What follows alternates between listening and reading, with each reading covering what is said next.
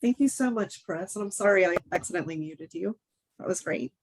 Um, wow. So tonight I am so excited to introduce our speaker. He is from Brooklyn and he is just he's just such a wonderful human. And I'm just really excited to hear him share tonight. So Devin, take it away. Thanks, Sarah. Hey, everybody. My name is Devin. I am a recovered alcoholic. I know a lot of people on here. It's really cool. It's great to see you all. So I've been here before, and I know that if this is your first time, it's not a traditional AA meeting in the sense that we're gonna, cater towards a newcomer, but we're really gonna try to dive into this topic of emotional sobriety.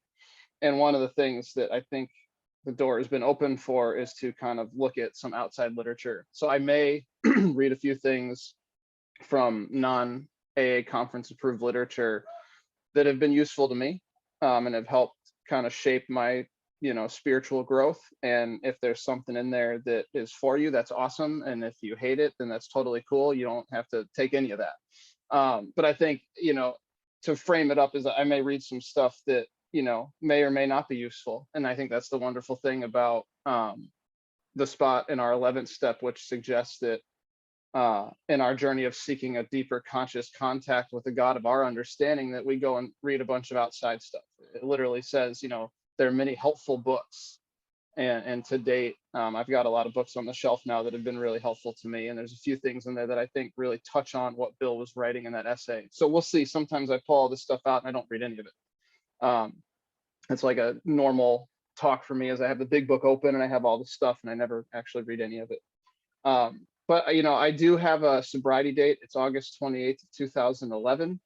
My home group is called No Serenity Till Brooklyn. If you find yourself in New York, we do have, I guess there's like 5 meetings, but then a couple of them are still Zoom and in person, and a couple of them haven't made it in person. So if you ever come here, take my number down, hit me up.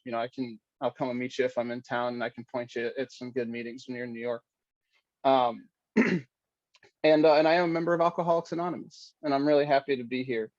I got to tell you a little bit about my journey of how I came to Alcoholics Anonymous, because I don't know if you guys are like me or not, but if I just hear somebody launch into a topic and I don't hear anything about alcoholism and how they drank, I tend to just wander off, and I find myself having a hard time focusing.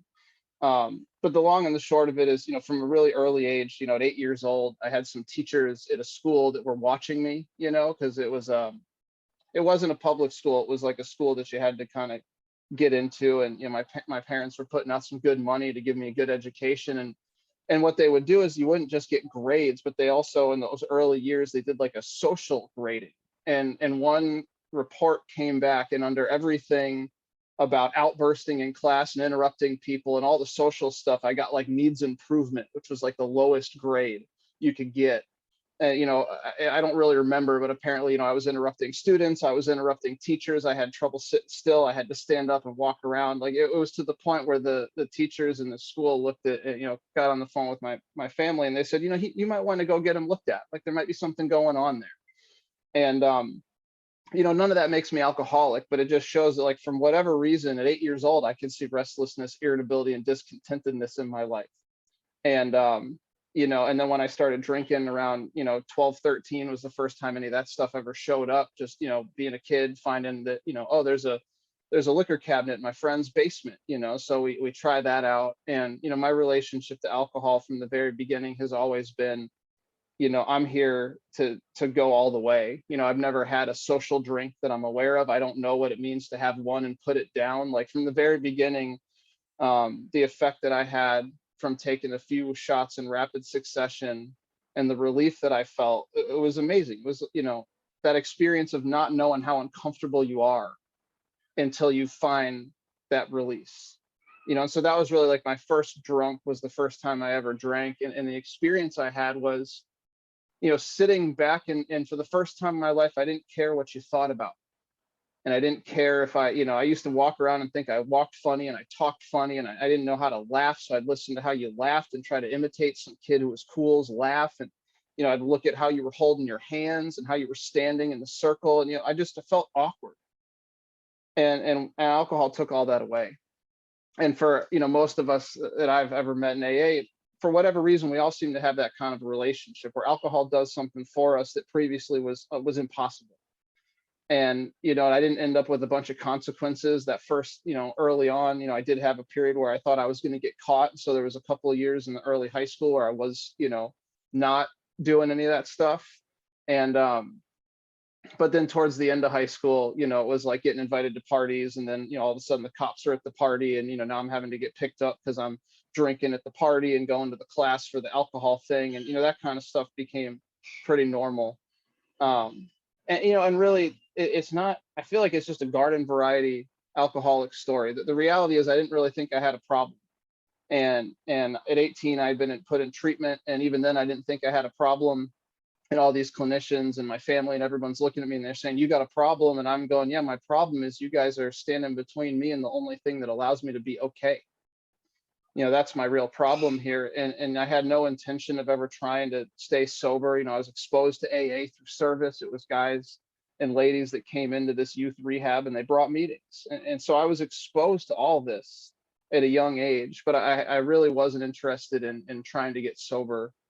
And I ended up in a music school in Boston, and and over there I pretty much had I had no oversight. My family was in outside of Chicago in the suburbs. I was in Boston, and I was able to go through this music school and actually do really well and be mostly intoxicated on pretty much every day. At the end of the night, it's we're not sober ever.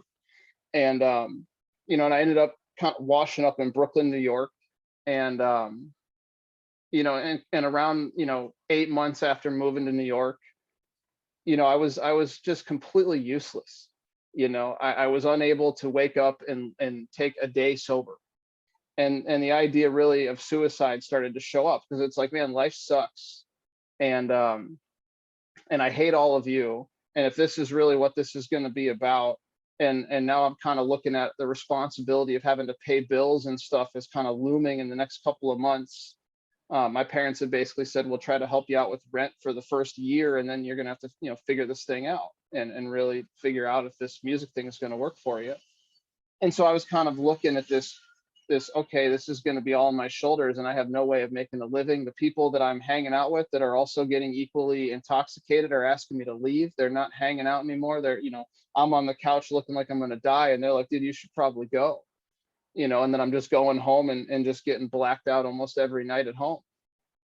And so somewhere in there, the thought came that I should go to an AA meeting. And it wasn't, I think I was binge watching some Dennis Leary show called Rescue Me, where they're in and out of AA a bunch. And so I was like, oh yeah, AA, right. And I went to a meeting, I want to say it was early June of 2011.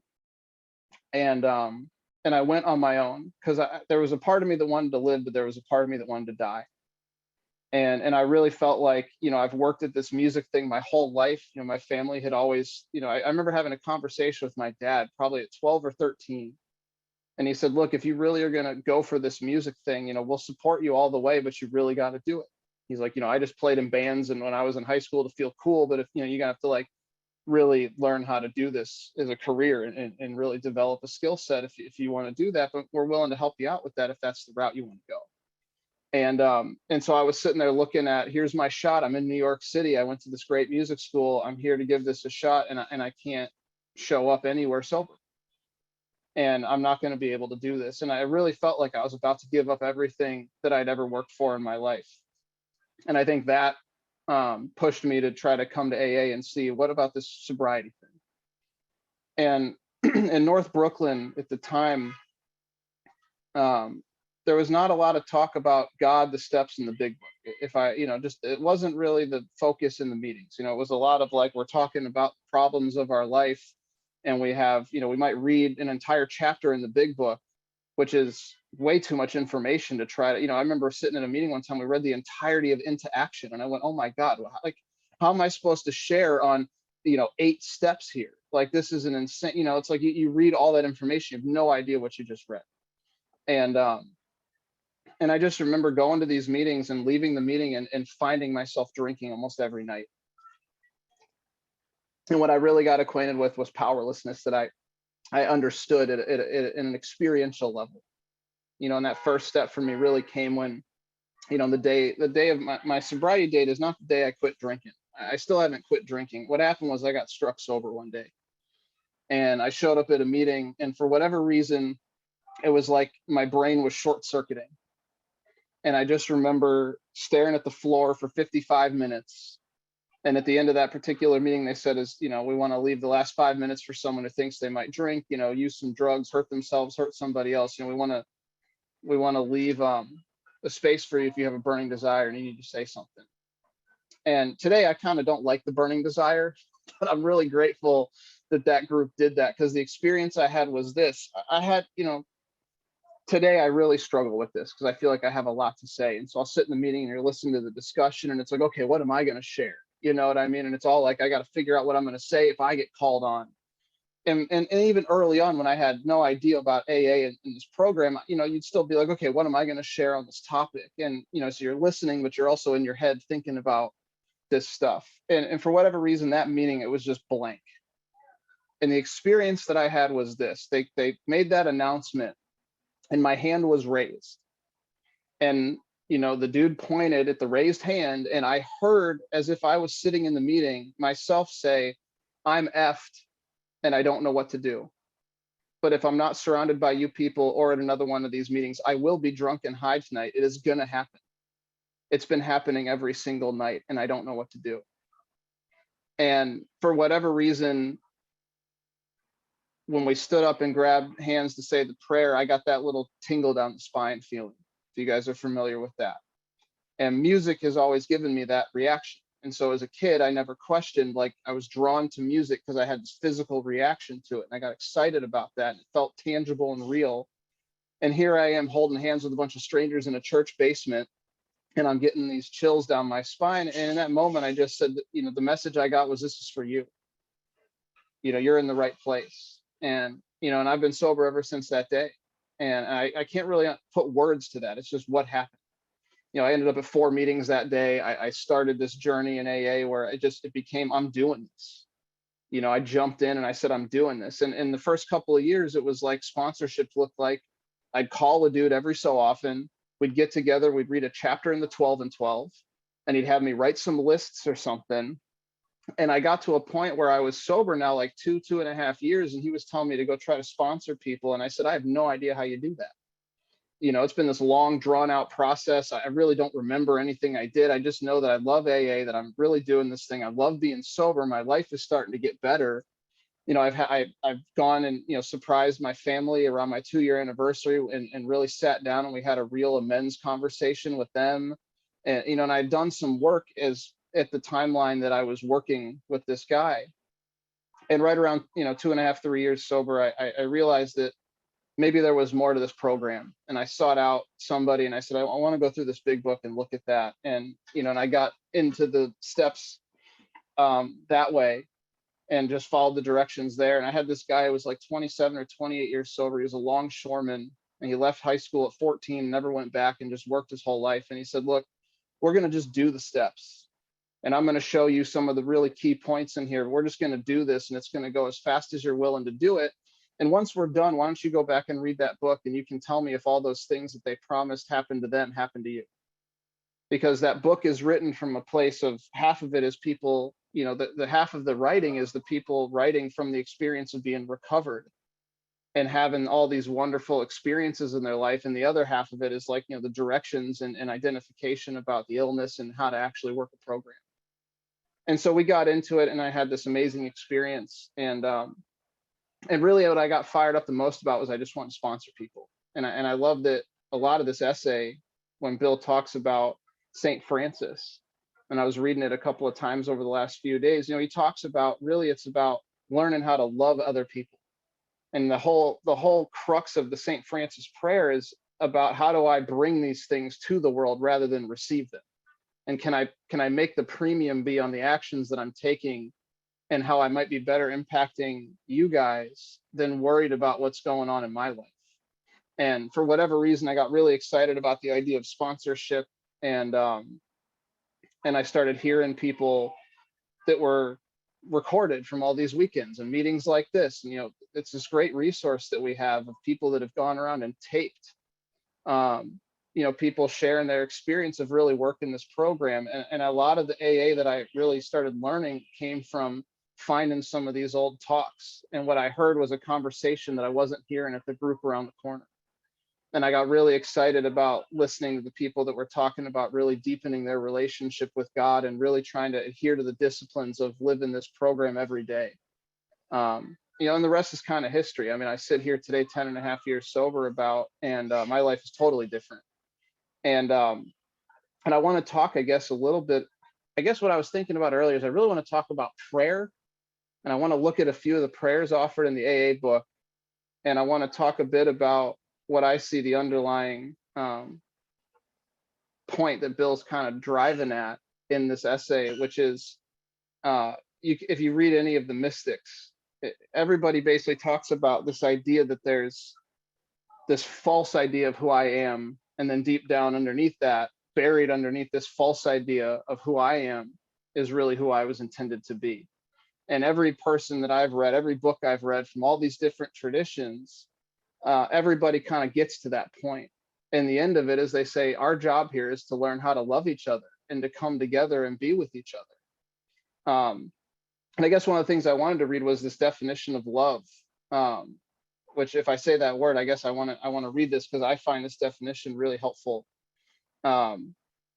And it's this guy, he just says, look, I'm trying to write a book and I'm trying to examine the idea of love. And by no means am I trying to say this is the definitive definition of love, but he goes, for my purpose of writing this book, this is the way I'm looking at it. And he wrote, I define love as this: the will to extend one's self for the purpose of nurturing one's own or another's spiritual growth. Now, when I think about that, that's everything that AA is all about. Am I willing to go out and extend myself in a pursuit of nurturing my own spiritual growth or helping to facilitate and nurture your spiritual growth? And to me, that's exactly what we do at a meeting. We come together, we try to meet each other, we look for a new guy or a new lady, we try to find someone who's hurting and we say, hey, if you want to live a different way of life, I can show you that. People gave me their time. I would call random phone numbers that I got early on in AA and people would answer the phone and they would take 20 minutes talking to me. And they might not even, today it happens and I have people call me like, yeah, you gave me your number, it's so-and-so. And I literally can't see a face in my mind. I have no idea who I'm talking to, but we start talking about this program. We start talking about trying to develop a relationship with God or the roadblocks or where they're at in the program. And we have this common bond there. And at the end of that conversation, I'm charged up. I'm feeling great. So I want to think I think if we're thinking about emotional sobriety and we're thinking about it as an attitude of loving each other, I love that definition. The attitude that I'm supposed to try to carry of love is about trying to help other people grow spiritually. And Bill also talks about, I'm going to pull this up just so I want to reference a little bit of what he was saying. So he talks a lot about these dependencies and this demand for possession, control of people, conditions in the world, trying to get other people to do stuff. And I'm one of those people that likes to pull out a pen and write inventory. If I'm struggling and I'm still stuck on something from today, yesterday, I put that stuff on paper. And when I'm writing out a resentment and I get to the part where I'm not looking at what you did and how it affects me, which is really still me looking at me, but when I start considering where am I at fault here and where are my mistakes, one of those questions is where am I self-seeking? And if I'm demanding your affection or your attention, or I'm trying to change and control the way you're living and affect you, effectively make you a different person, what is that if not self-seeking? So every time I'm writing inventory, almost inevitably, if I'm resentful at you, the reality is you're not giving me something that I want. And a lot of times what I'm demanding is like, I want you to listen to me. I want you to respect me. I want you to look at me in a certain way. And all that is, I think, what Bill's talking about here is we go into the world and we start putting demands on people. And to me, that's selfishness. That's me trying to get something from you so that I feel better. And that brings me right back to, this third step prayer where it says, hey, relieve me of the bondage of self. And I've thought a lot about what is the bondage of self. And I think, again, reading this essay a few times in the last couple of days, that what Bill's pointing out is the different ways after we've been sober for a while that selfishness shows up in the subtle forms that it takes on, and the way that we start to identify with fear, and we start to take on depression or worry, and we start to take on these things and personalize that, oh, I'm depressed and I'm afraid. And to me, maybe I'll read this thing in a minute, but there's a guy named Anthony DeMello. Anybody familiar with Anthony DeMello? There's a book that he has called Awareness, and it's really transcription of a talk. But one of the things that he drives home over and over again in this book that really changed my perception of a lot of this is he says, the negative reactions that you're having are in you, not in reality. And he uses the most simple story. He goes, you know, you have a plan for a picnic on a Sunday and it's raining all day. Who got angry, the rain or you? You know what I mean? And he goes to point out that, like, the world is the world, and then we supply the reaction. And one of the things I've learned from, again, writing inventory is there's that question about dishonesty in a situation where I'm looking at this person and you did this and this is wrong. Well, where's the dishonesty? And where I got to a couple of years ago is the dishonesty in every resentment I've ever had is it's self-induced. You know, and it goes back to, what am I trying to, you know, what am I seeking? It's like, I'm not willing to accept that you're making, you know, you're taking these actions. I'm unwilling to accept that. And I put up a wall and I start fighting you. And to me, that's where I depart from the world of the spirit. I see the world of the spirit, and they give us this idea in the 10th step writing that the world of the spirit might look like we've ceased fighting anything or anyone. And so today, if I'm starting to fight somebody, I go, oh, I'm leaving the world of the spirit. I'm not in the world of the spirit anymore, because now I'm trying to prove I'm right. And I'm starting to fight you. You know, I was on the train today, and, you know, it's rush hour, and I got like a suitcase and like a bag, and I've got like my headphones in, I'm listening to like a podcast. And these three younger guys come on, and the one guy has like the Bluetooth speaker in his backpack, and they're just like having a club in the subway, and they're dancing, and like they step, they're like right in front of me, like I'm standing there and they're like right here. And man, this thing was going nuts. This thing, I had visions of like trying to push the guy off at the stop while the doors are closing. You know, I was like, literally, this was going nuts. And I just sat there and I just watched it. And I said, wow, like, my thoughts can be totally crazy. And one of the things that I've learned is that I'm not my thoughts.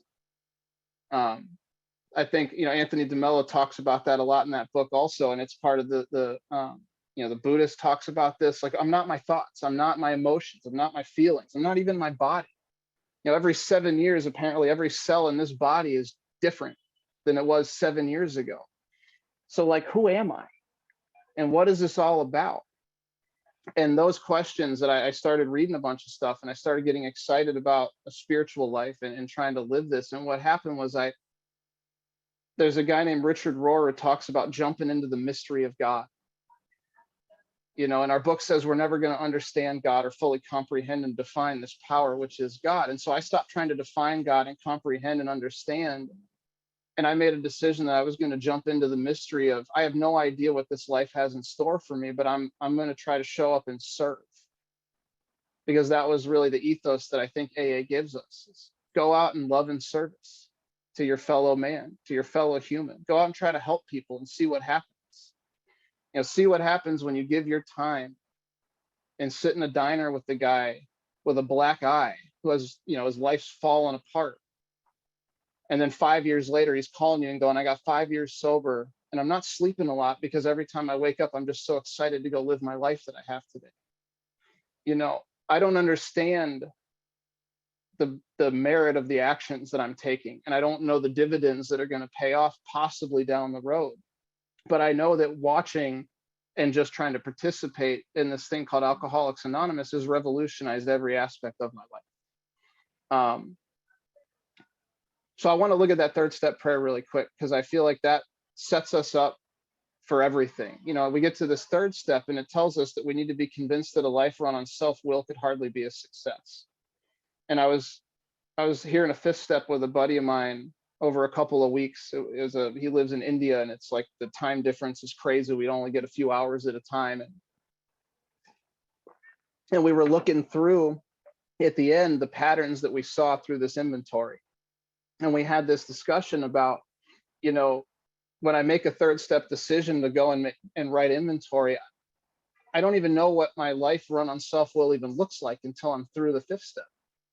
Then I really start to understand this is what Devin's self-will looks like. I'm a prideful guy. I get that self-righteous thing going on, that I used to be really sarcastic. And I realized that when I'm sarcastic, what I'm actually doing is speaking my mind in a sense. Like some of the more nasty thoughts that I have, I'm trying to like say those things to that person under the guise that I'm joking. But I realized that whenever I do that, inherently there was, I was trying to push a button on some level. And I started to see that I was really judgmental and critical and inconsiderate of all these people. I didn't really see people as people, if that makes sense. It was like, what can you give me? And can you help me? And then I'll be kind to you. And if you can't help me, then there's no reason to even, be in your life. And, you don't need to be in my life. And, I didn't look at someone and go, wow, this is a whole human with an interesting life and a history. And, I couldn't see that. And it says the goal of really having a third step in our lives is, first of all, we had to quit playing God. And again, if we look at Bill's essay, what he starts talking about is all the moments and the demands that he starts placing on the world, which essentially looks like starting to pick up that old game of self-will rather than God's will. And we can get really off that track in sobriety, And to me, it shows up in ways where, I'll spend money frivolously when I shouldn't be. And it's like, why did I just buy that thing? Well, it's so easy now. You're on your phone, you get the ad. It's like, oh, that looks nice. And like 2 seconds later, it's like you got an email saying, the package is coming in 2 days. You're like, why did I just drop $70 on it? It's like, I don't need that. And, and I find myself sometimes, suffering from doubt. Now, how many of us fall into doubt or self-loathing, self-deprecation? All these things to me are part of this bondage of self, and when in the third step, when we say we're selfishness and self-centeredness, that we think is the root of our troubles, it goes on to describe it. And it says, driven by 100 forms of fear, self-delusion, self-seeking, and self-pity, we step on the toes of our fellows and they retaliate. Now, I'm ashamed to say maybe, I've been arrested where they, you actually end up in the back of a cop car and they drive you to a station. And whenever that would happen, I never once had the officer turn around to me and say, hey man, you hungry? We could stop at this Burger King. What do you want to do? They just put me in the car and they drove me to the station, right? So when I think about that word of being driven, I think about those moments. That's what being driven looks like. I don't have a say in this. And so am I living a life that might be driven by fear? The question that I came to was, is it possible that fear is making the decisions of my life for me? Is it possible that the delusion that I'm better than or worse than other people on this planet is dictating the decisions and the actions of my life? Is it possible that my self-pity and playing the victim is dictating the actions of my life? Or is it possible that, what's the last one? Self-delusion, fear, self-delusion, self-seeking. Is it possible that the ideas of what I think I need in this world to be okay, the objectives that I've determined are supposed to be my life, is that making my decision for me? And this was like, I want to say 6 or 7 years sober, these questions started to come up as I started to have some sober reference. And I started to be really reading this stuff over and over again. And I started reading all this outside literature. And I started coming to this, like, is this what the bondage of self looks like? Is it possible that I'm walking through life asleep and these parts of me and the selfishness is just taking over everything? And thank God we have this tool of self-examination and inventory. It's actually yeah, it's a third of our entire program. We have 4 different steps that give us some kind of inventory or sharing that inventory function. We have 4 and 5, and we have 10 and 11. And for me, it's through the constant, like, looking at how I'm living and challenging why I think what I think, why I act how I act, why I believe what I believe, that has allowed me to become much more comfortable in my own skin. And and so that practice of starting to look at these questions and go, is fear making my decisions for me? Then you're brought to this idea, if you're writing an inventory, of what is fear. And the book says, isn't fear because self-reliance failed us? And so today, and it's funny because I heard this in a weekend, and Gary was there. It was Gary, Don, and a guy named Joe. And they were talking about inventory. And it was the idea basically that what I heard when I listened to them talking about this stuff was, is it possible that fear is really like an alarm system of selfishness being triggered? Like, if you ever have an alarm system in your house, and like there's like a little slider door, and you open the door, and in the laundry room where the unit is, it dings that the door's open, so that somebody opened the door. You can like hear it. And I got to this place where I started to realize that fear, when it shows up, is just when I start to take control of a certain part of my life. I might get afraid about money. And when I start to get afraid of money, then I go, oh, what you're really saying now is that you think that it's up to you to figure out this money thing in your life, rather than to give it to God and figure out what God has in store for you. If I start getting afraid of how I'm going to do it, in a job or something else, oh, is it possible that you think it's you all alone that has to go and show up and take care of this thing? And so these are some of the experiences that I started to have, and the questions that started to happen as I continued this journey. And today I don't see fear as a negative at all. I actually see it as one of the greatest assets to show me where I'm starting to take steps into the selfish and self-centeredness thing. When fear crops up, I just try to do what the book says. I ask myself, well, what's really going on here? And what I understand at depth is, the reason I'm afraid is because I'm trying to fix this alone. And now I have an opportunity to invite God to come to the job with me, to invite God on that first date, or that second or third date when things are going kind of okay. I have an opportunity to invite God into my life where I'm starting to notice that I'm making decisions without God. And to me, and I don't know if any of this makes sense, because this is, I love this topic, and I love, I think we get to talk about the personal journey that we have finding and developing a relationship with God when we think about something like emotional sobriety. So I think emotional sobriety for every person is going to look a little different. For me, it's, am I at peace within myself today? And, I remember talking to my sponsor, Bart, and I said, man, I feel like the way that this program is working in my life is I'm trying to basically live all 12 steps every day. If an inventory thing comes up and the 10th step doesn't work, I'm writing it down almost as, before the end of the night or within a few days. Like, I'm not trying to bank up like 40 resentments and do a massive 4th step here, because I don't want to suffer. I'd rather just if something's eating my lunch, I'd rather get over that today, because I know what it feels like to walk around and be free. And he asked me a simple question. He said, well, are you happy, joyous, and free on a regular basis? Or are you restless, irritable, and discontent? To me, that's a great example of what does emotional sobriety look like? Well, I guess it looks like happy, joyous, and free. And what I found out is life can be chaotic, and life can be difficult, and you can still be happy, joyous, and free. I can show up today to situations that I don't know how to handle, and I have a different level of peace than I've ever had. And I think it's really predicated on, am I willing to keep this journey going? Am I willing to actually continue to seek and to dive deeper, and really try to bring God into all aspects of my life? I want to read this thing from the book that the guy defines love. It's called The Road Less Traveled. I think a lot of us may have read it. But he talks about, I remember reading this and I said, this is everybody. This is AA right here.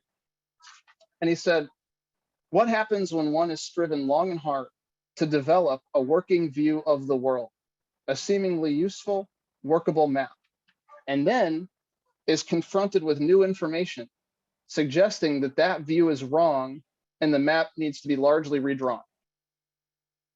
So paraphrasing, and what happens when we come into AA and we're confronted with, I got to let go of all my old ideas because obviously I'm drinking myself to death here.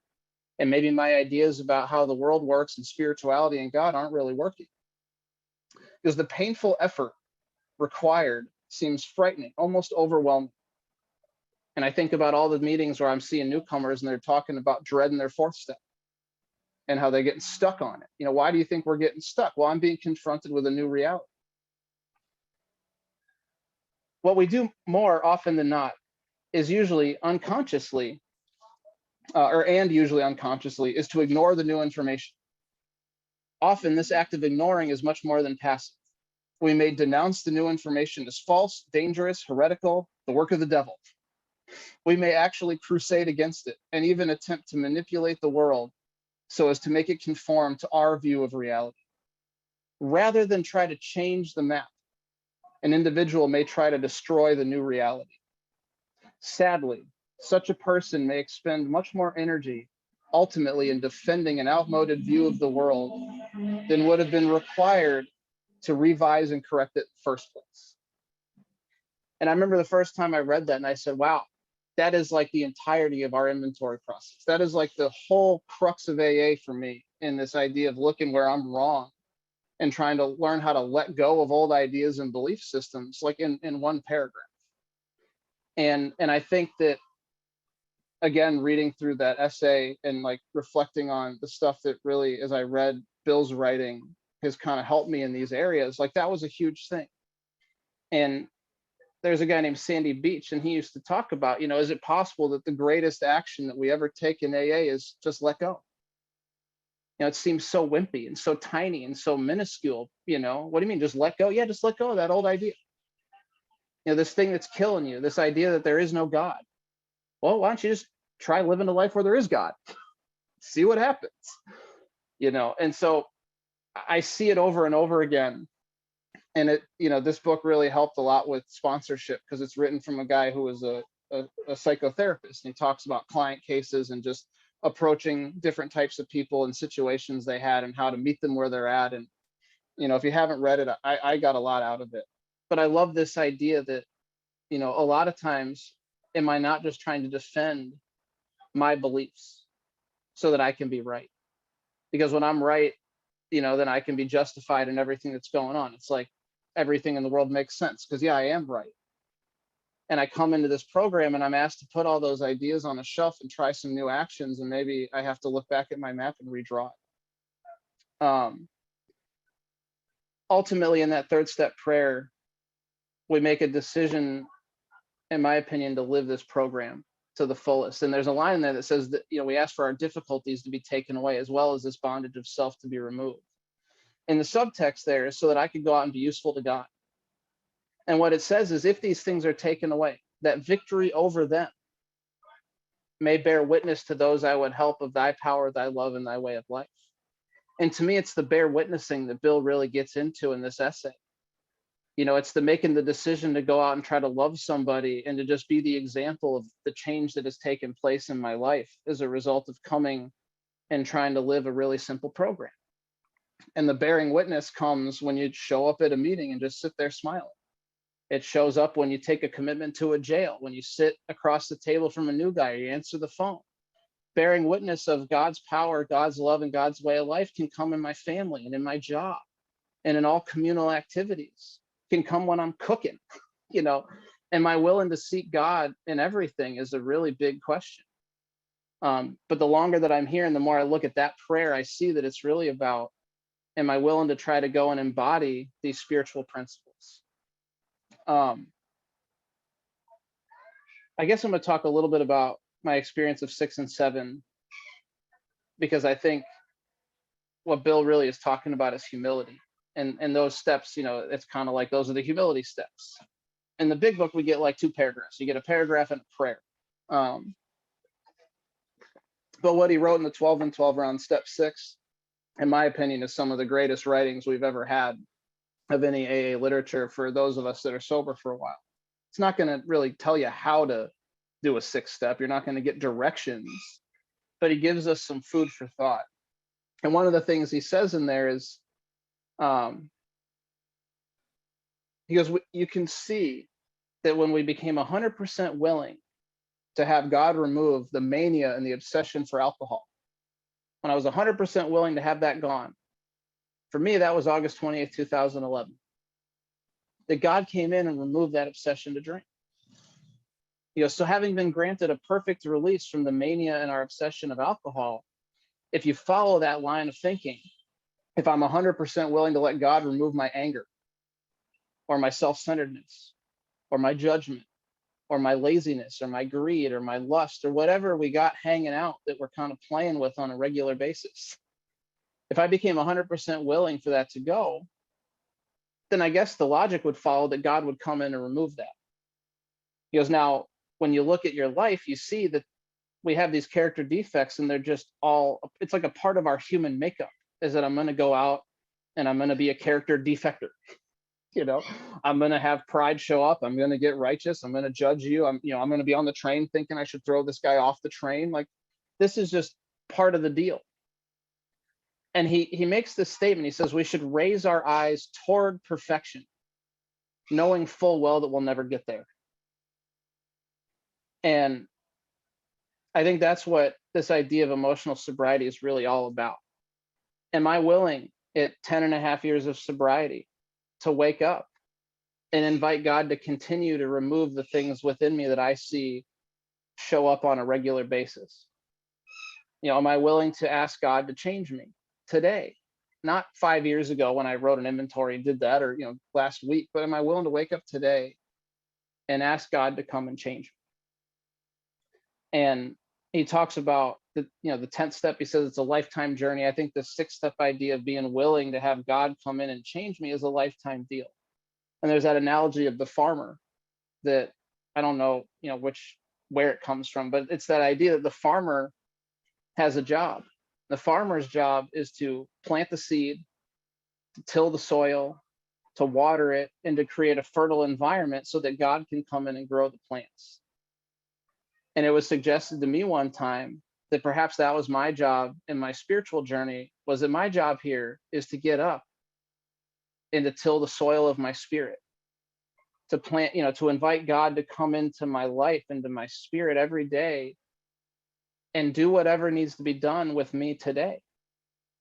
The prayer of the 7th step doesn't just say remove my character defects, because that's pretty easy. I don't know about you guys, but I wrote inventory and I write inventory and I get sick of me.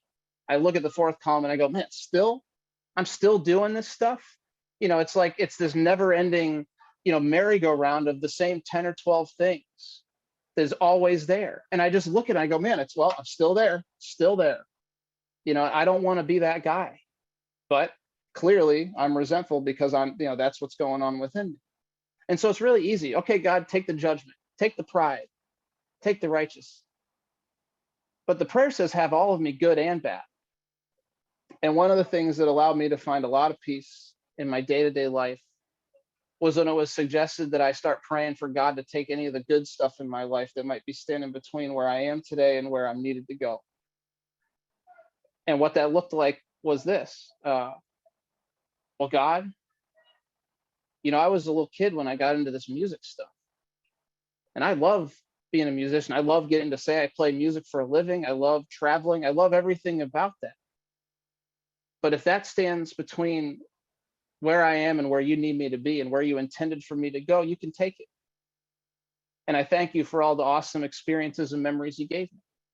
At the time I was in a pretty, when I started, this was a couple of years ago, and I was in this long-term relationship with the lady that's now my wife. And I said, if this relationship isn't the one that I'm supposed to be in, or if living in Brooklyn, New York, or driving this car, living in this neighborhood, what's the good things in my life? If any of that stuff is actually standing between where I am today and where you need me to go, I'm okay if you take it. The only question the only stipulation I put is just make it obvious where you need me to go, man. I don't want to flounder around in the darkness. But I'll tell you, when COVID hit and music died, man, I was sitting there one morning and I went, God, I didn't mean this. I actually came in and the music was gone. And I was like, I was working overnights for minimum wage. I was like looking at people's urine all the time at this treatment center. I was going, what is my life right now? A whole other story for another time. But that prayer of looking at the seventh step and understanding that it's asking me to give everything in my life to God.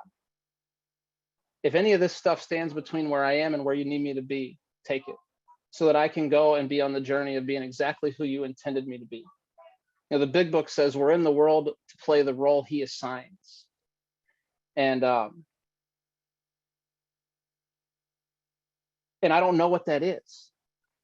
But what happened was this: I started saying that prayer and the phone kept calling for the music stuff, and the relationship deepened with the lady, and nobody was kicking me out of Brooklyn, and bills were getting paid.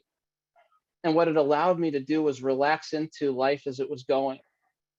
And I was able to start walking around with a real sense of peace, that I was actually where I was supposed to be, doing what I was supposed to do on God's terms, not mine. Because I had become willing to have these things removed. And it's not a fun prayer. I mean, I had a guy said that prayer, then he got fired a couple of weeks later and struggled to get a job for 2 years. We laughed about it every time we talked on the phone. I was like, dude, I mean, you said remove whatever stands between where you are and where God needs you to be. And maybe that job was it. I don't know. It's not easy. That's for sure. But for me, getting to that place, I think, has allowed a much greater peace than I ever knew before I started doing that prayer. It's been a couple of years. That's something I pretty much say every day. And I guess I started this off by saying I want to talk about prayer. And my relationship with prayer today is essentially I write God a love letter every morning in the last couple of weeks. I don't know when it started, but I've been writing again in the morning. And the first thing I write is the word corrective after the date. And what I consider is yesterday, if I thought there was things I could have done better, I try to remember those and write them down first thing in the morning. Because if I'm going to inquire in the evening, well, God, what do you need me to do? And what corrective measures you need me to take? Maybe I should think about that the next morning so that I could actually try to implement or, be mindful of that stuff as I go through my day today. And a lot of it's the same stuff. A lot of it is exactly what we're talking about. I think I could probably do better about consciously seeking God in all things. I started working in treatment in the COVID thing, and I started swearing again like a sailor. And I'm like, no swear, please, no swear. I don't want to be the guy that swear, like my own thing. I don't care if you swear, that's great. But there was a moment where I realized maybe I just don't need to talk like that, So there's a few things like that that are pretty standard. And then if I was cold or dismissive, maybe, or shut down, or, whatever stuff might have happened, I'll try to write like, yeah, I could be more warm and open. And then the last couple of weeks, the next thing I wrote is I wrote prayer. And I just started writing a prayer every morning. And a lot of what they look like today is, God, I just want you to know how much I love you and how grateful I am for this life that you're allowing me to live. And my hope today is that you'd use me, that I could go out and be the man that you intended for me to be. And I know that I don't know what that's going to look like and what that is, but I'm willing for you to remove whatever stands between me and what you intended for me to be. And it's a lot of times that's the crux of the prayers that I have in the morning. And that's, to me, is jumping into the idea of the mystery.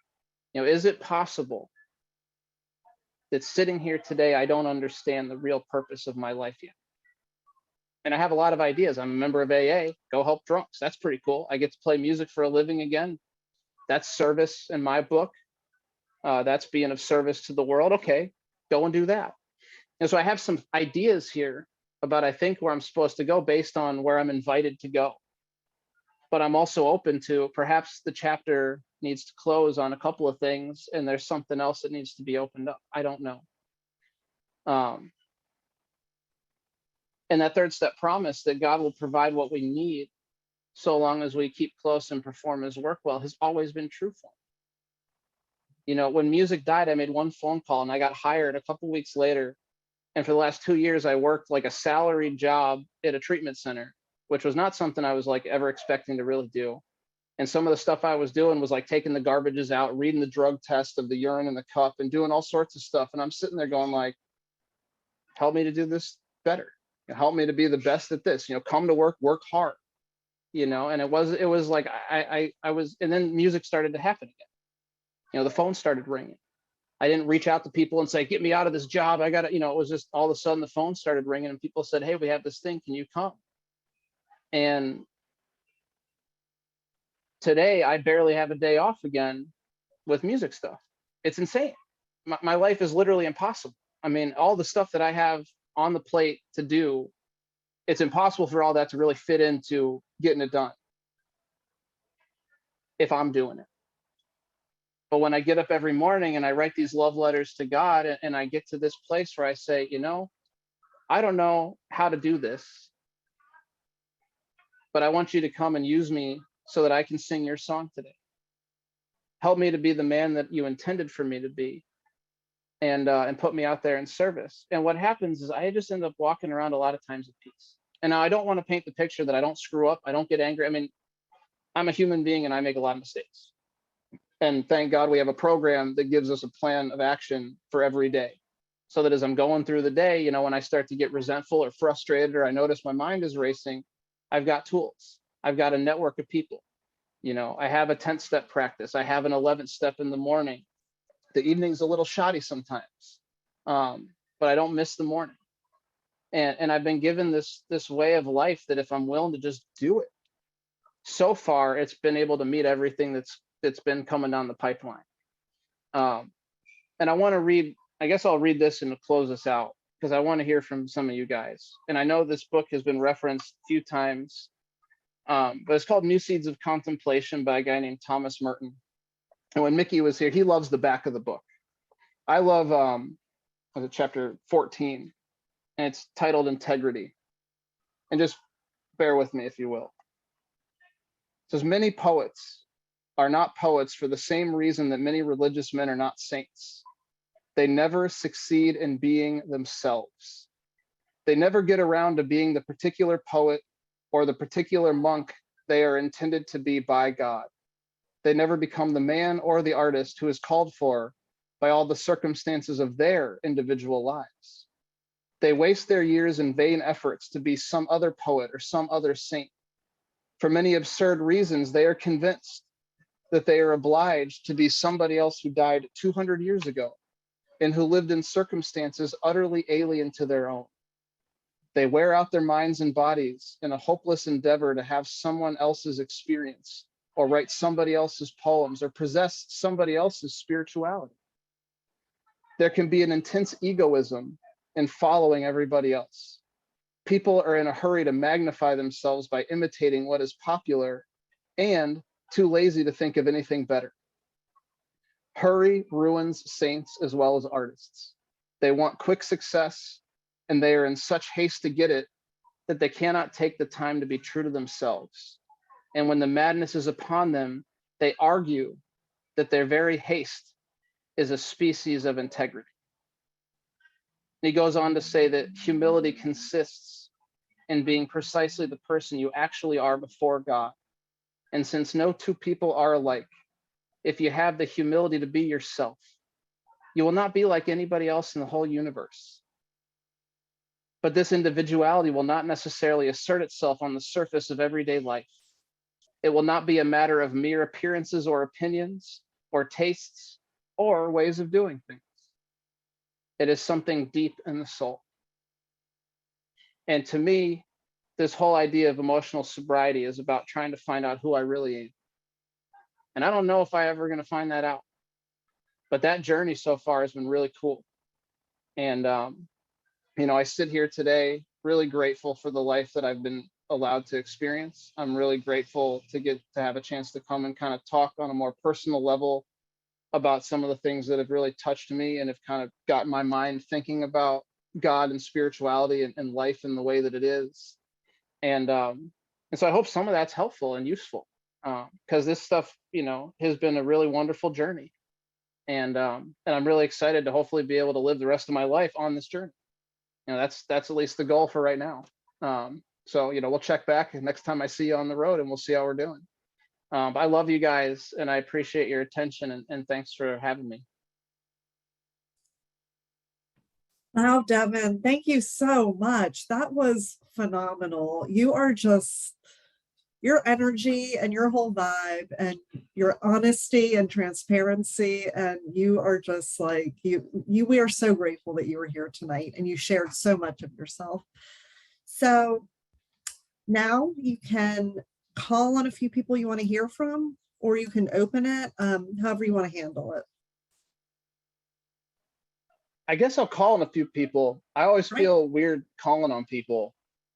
Um, Be weird. It's okay. I mean, I get honestly, I want to hear from a buddy of mine that I've only met a few times, and every time I meet him, I see the love in him. And we got to hang out and have a meal together in Colorado, and he's here tonight. And he's just one of those people that you look at him and you go, that guy's awake. So that's Bill from Minneapolis, or is it Minnesota? Or where are you at? Minnesota. Minnesota. Sorry, not Minneapolis, Minnesota. But I'd love to hear from Bill. Well, thank you. You did a great job tonight, and I really respect where you're at and where you've come from. And hi to everybody out there that I know, or many that I don't know yet. But I'm really grateful today because it's one of those wonderful days where I've been in contemplation and in prayer of gratitude all day, because it's the sobriety birthday for me. And I've been, given one of these days where everything was just smooth. And it wasn't so much anything that I did other than, there's a long process of this 11-step work. There's a long process of clearing the wreckage away so I can get some clarity on what it is that God would have me be. And I went through a lot of exercises, a lot of step work, a lot of reading, a lot of books. My wife, Patty, and I have a library that is full of every kind of spiritual path book that you can imagine. And in this last year, we've been thinning it out. Because we have this discussion where we don't have the need anymore to be that formal in our seeking. Now it's such a thing. I get up in the morning and I review my nightly review or into the morning, and I go, what? It's really that simple. Just what? And I'm awake enough to be able to perceive when it's something wells up in me and I feel like I need to do something. I can pretty much bet that's out of my ego. When something comes up and it's smooth and it's out of love, I can pretty much bet that that's where I need to be focused on today. And I'm really grateful that I've had a lot of great teachers that have come before me. I've had a lot of people that have been really patient with me. And I used to be a pretty hard guy to be around. And I can still probably be that way, but I don't see myself that way anymore. When I get up in the morning, my wife and I, we meditate together, we pray together, we do big book work together. She sponsors a bunch of gals and I sponsor a bunch of guys. And this is just our life. And we take breaks together. I mean, I will hear her 10th / 5th step. She will hear mine, as long as it doesn't involve the other one. The other one's not to blame. And so I have people that I get to filter that through. And I'm really grateful for that. I'm really grateful that I don't have a need to seek anymore. What I have is a love of seeking. And I'm just so grateful that I can't put it into words. Early on in sobriety, when I started to click and get some of this stuff, I used to pull my car over because I would be weeping and I couldn't drive. And then for a while, that kind of started to subside because it became almost normal. And I don't know if it was some kind of the newness wore off, somewhat calloused. And then there would be ebbs and flows of that where it would come back. And lately it's been back. And I look at people and I listen to people and I see the God in their eyes. And that's been an exercise that I have done off and on for years. I had a spiritual mentor in Tucson, Arizona, a guy named Hugh Prather, who wrote a bunch of books. And we used to get together. That's one of the things that he taught me, was to look for the God in people's eyes. And as I start to do that, it's really hard for me to carry a grudge. And it's really hard for me to be that judgmental. I can still be judgmental, but it doesn't have to be at such a degree where it's nasty. So I'm really grateful to be here tonight. Thank you for calling on me. Thank you, everybody. Happy anniversary or birthday, my friend. So you guys can also help me out if there's people that are like, hey, I really would like to share. Feel free to raise hands. But I'm going to pick some people at random, and if you don't want to say anything, that's totally cool. But something was telling me to go and see if Veronica from Santa Fe wanted to share. Hey, Devin. Nice to meet you. Great to hear you. My name is Veronica, and I am an alcoholic. That was really full. There was a lot in there. And, you know, I guess very early on, you talked about, you know, the dishonesty, and you were talking about inventory. And I get it.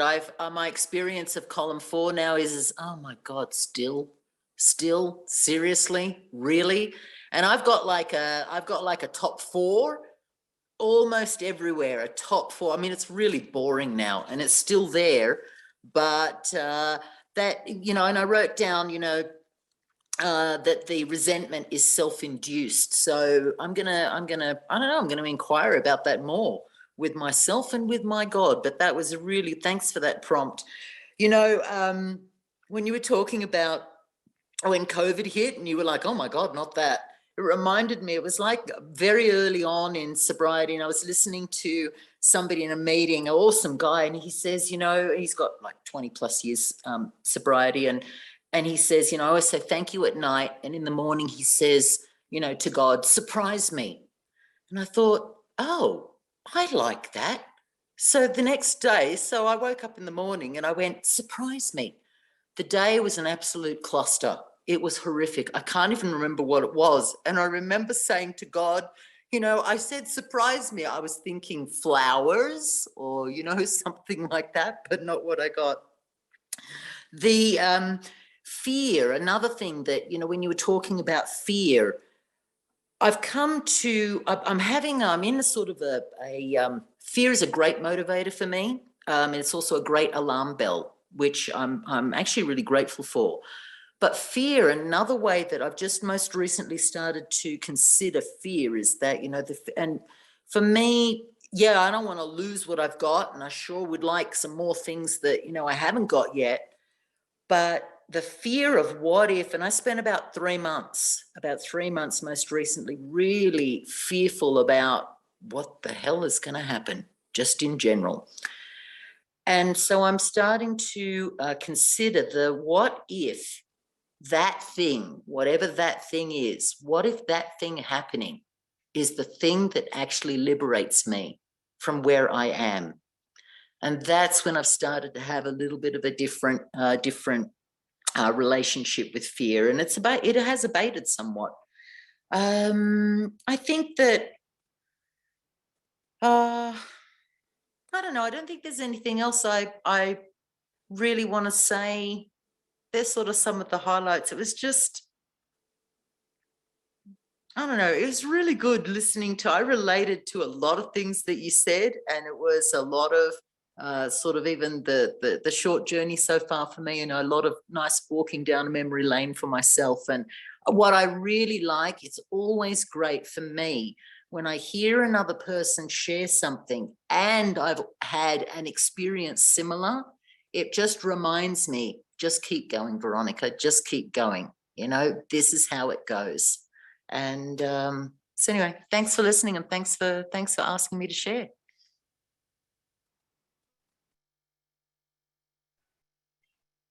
Again, I'll call if anybody wants to share. Feel free to raise your hand. I am going to call on my buddy Dave from Rome, New York. Dave, are you there? Yay or nay? Video off.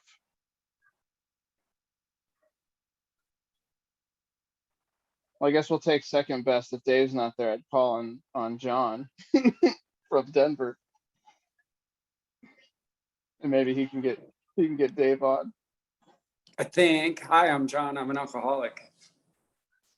I think Dad sent me a picture of him on his boat. So I think he's in the St. Lawrence River. And happy 6th anniversary to you, Dad. That's like an emotional sobriety. He must have seen some emotional sobriety in me at some point that I didn't see in order to come out here and visit me to talk about it 6 years ago. You know, it's pretty amazing. Especially when I was telling him not to come out here, you know, and he was like, oh, we'll take your mother out for Mother's Day. She'll love it. And I was like, she'd rather give birth to me this size than have Mother's Day with you, you know, like, don't come here. You know, I was so standoffish about it. And I'm so grateful that he came because I got my dad today, man. And that's so cool. Thank you, Devin. That was awesome. I mean, I always love listening to you talk and getting to talk to you. And thanks for the cop car story. I was thinking about what happens when I get in the back of a cop car. You know, like the first time I got arrested, I said, don't you know who I am? And my head proceeded to bounce off the hood of the car. And then I get in the back seat and I like start asking them questions about their gadgets in the front seat. And haven't they ever had somebody as nice as me in the back? This is going to be easy. You know, I am trying to work my way out of those handcuffs right off the bat, and not able to look at who I actually am, you know, and that sent me to jail for 90 days. And I was ticked off at the time, but that's who I was at the time. That's where I was emotionally. That's where I belonged.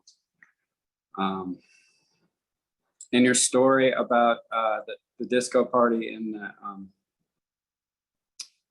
the subway today, in Denver here, where we let people set up tents wherever they seem like they want to live for, you know, a few days. And they just built this beautiful park out front here of my house. And I came home from work and there was this tent in the middle of it that would look like a thumbtack and a cushy couch, man. I was pissed. And so I stroll over to the tent and, you know, that was me, you know, almost me at one point, but I was like, hey, and I hear this sweet voice come out of there and she goes, what's your name?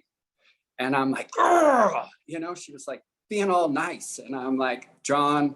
She's like, I'm like, you can't be here. She's like, are you a nice neighbor, John? And I'm like, oh, yeah. She never came out of the tent, and I just slowly started backing off, you know, away from her because, I was like that once, and maybe and I saw her this morning packing up her stuff, and she asked me for a ride somewhere, but I wasn't going her direction, you know, and I'm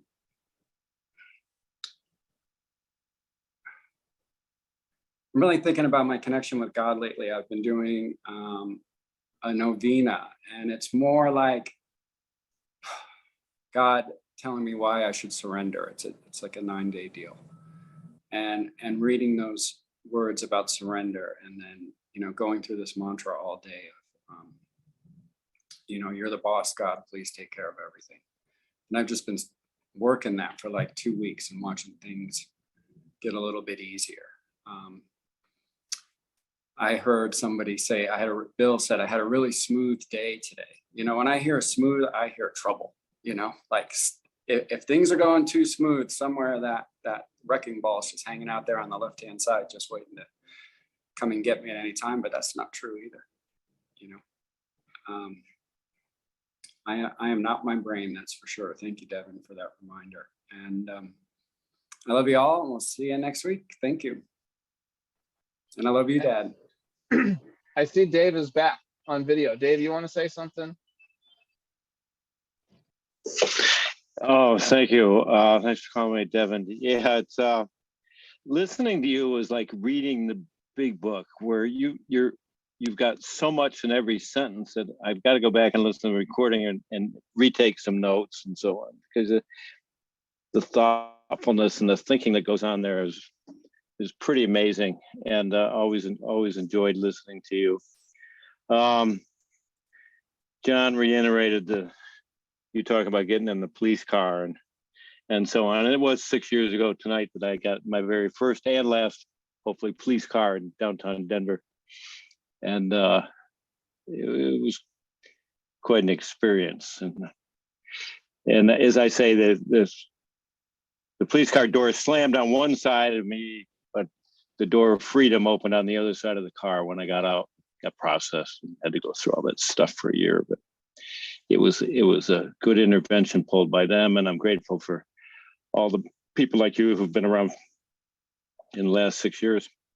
And you're talking about fear. That opened my head up a little bit too. I really enjoyed listening to that. The whole concept of us trying to be who God wants us to be. I really enjoy that part of the program, and I enjoy what you were saying about it. It's really something. But appreciate it again, and thanks for coming out. Hopefully we'll see you at BOTS. Happy anniversary, my friend. Is there a lady who would like to share? I'm trying to make sure I can get jumping back and forth a little bit here. I see a hand with Sarah from Brooks, Iowa.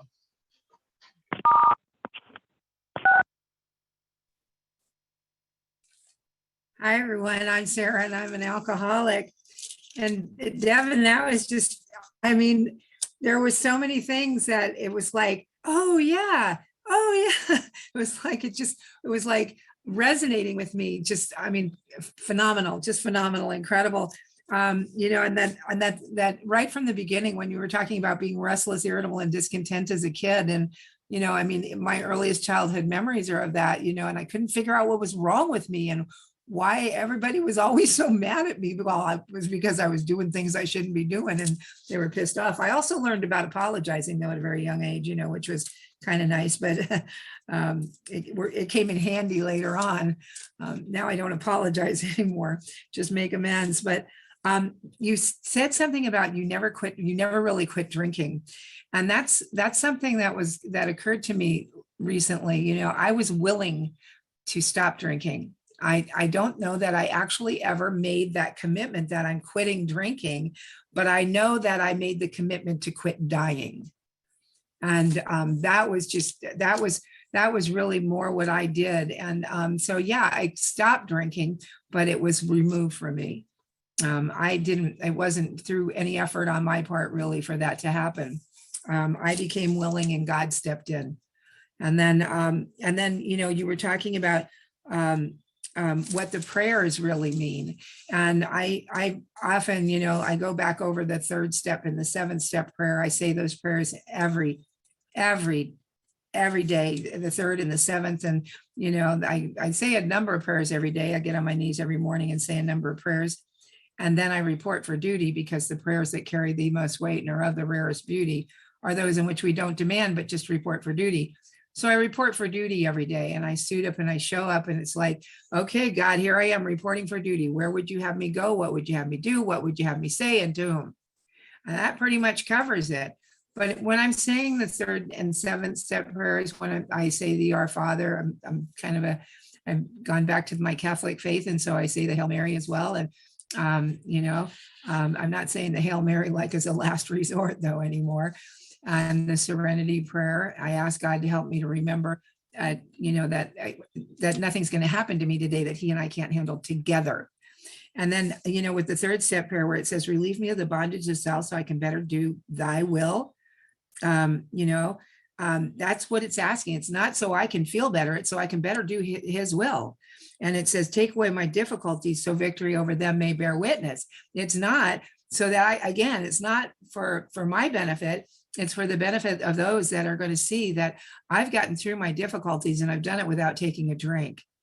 And, you know, that's like really, really crucial to me. The 7th step prayer says, I'm now willing that you should have all of me. I pray that you now remove from me every single defect of character which stands in the way of my usefulness to you and my fellows. Well, I think I have some character defects that don't stand in the way of my usefulness. They serve as a warning, not an example. So I get to keep those because I get to be a warning, you know. But then at the same time, I'm learning to be an example and not a warning.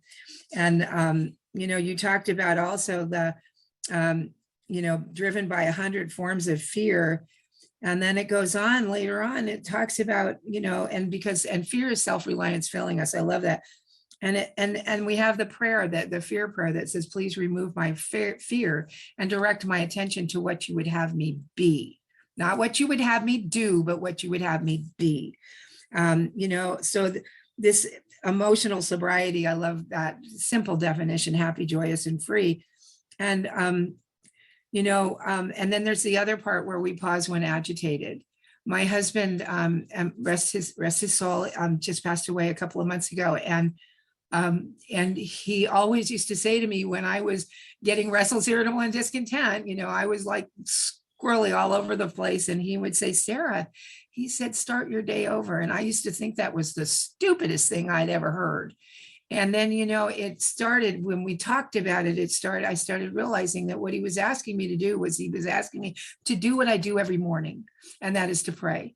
So to start my day over, the only thing I can do is to pray.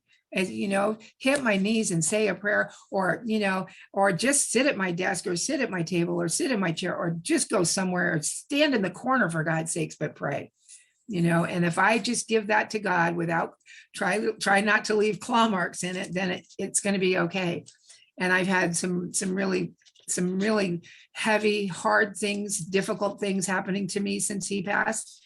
And then I've had some really miraculous things happen right in their trail, because he always used to say, Sarah, it'll all work out. It'll all be okay. And it will. It always is. It always is. And I'm reminded again of the forest through the trees, because no matter what is happening in my life, if I'm standing in the middle of the forest, all I see is the trees. But if I elevate myself above that, then I can see that every single time I have come out the other side of that, every single time I've come out the end of that forest, there is a path that leads me out, and the path is God. And if I just do that and do the prayer thing, and then just one last thing I'd like to say is about my prayers in the morning. At night, I write a letter to God every night, and I do my 10th, 11th step. Where do I owe an amends? What do I have to do? And I go over my day with God, and I try to ask him from his point of view what's going on, and I ask for his will. And when I start getting into what is your will for this, but I also do, when I write that letter, you can bet your sweet Bippy that I'm going to be real. I'm not just writing a letter, dear God, and it's all flowers and roses. It's like, I don't know how many times I've written a letter that says, what the hell, God? What do you want from me? And the answers come. My house isn't always in order, but it's as in order as I can possibly make it today at this moment in time. So really incredible share. Thank you very much for letting me share too. Thanks. Okay, so it is time to take back the meeting. And once again, Devin, you really just crushed it. That was so awesome. We have recordings here. I can post it in the chat here shortly. So we have a way of closing. We stay muted, we say a prayer of our choice, and then we come back and we thank our awesome speaker. So here we go.